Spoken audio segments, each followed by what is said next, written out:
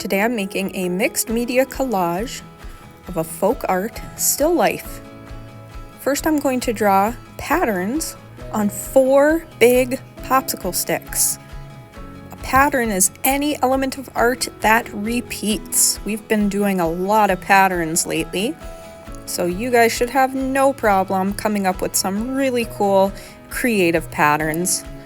I'm doing a triangle pattern that started out with a zigzag line. And as you can see, I'm using lots of colors. I'm coloring in a lot of my pattern so that I'm filling the entire popsicle stick up with a beautiful, colorful pattern. And we're thinking about the folk art still lifes of Carrie Ambrosino. So we're really making sure that we add lots of patterns and lots of color. All right, once my pattern's drawn on my popsicle stick, I'm gonna flip it over and write my name on the back. Now it's on to my second popsicle stick with a different pattern. This time I'll do a pattern of circles or polka dots.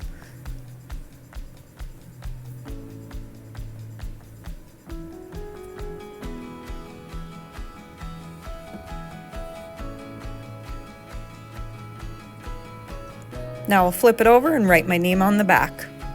On to my third stick. I'm doing kind of a pattern that reminds me of waves in the ocean.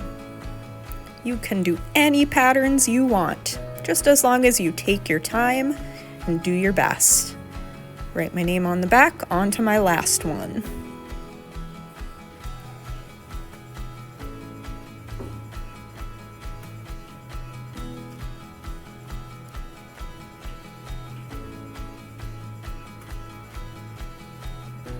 You'll notice we're using Sharpie markers, and of course I have a placemat under me here so that the table doesn't get any Sharpie on it. These are permanent markers. They're really hard to clean off. Write my name on the back. All right, now it's time to take a piece of paper and write my name on the bottom back, because see how it shows through? We don't want to write it on the front, because we're going to be gluing these popsicle sticks to the bottom, so it's going to cover up where our name showed through. So remember to write it on the bottom back of your paper. Our popsicle sticks are going to become a table for our folk art still life. Eventually we'll have a vase on top of it with flowers. Take a look at how much glue I squirted on my stick. Really not much. We don't want to see any big puddles of glue. And then I'm laying it down carefully across my paper right on the bottom. It's going to slip and slide a little bit because the glue's still wet. It's not going to set for a while. So don't worry if it's slipping and sliding a little bit. Just be really careful and try to line it up really well. I'm stacking the other one on top of it. A little bit of glue, stacking it on top. And then the last one.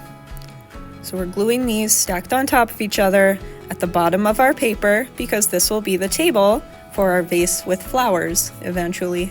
Now it's going to have to take a little bit of time to set, so be very gentle with it while it dries.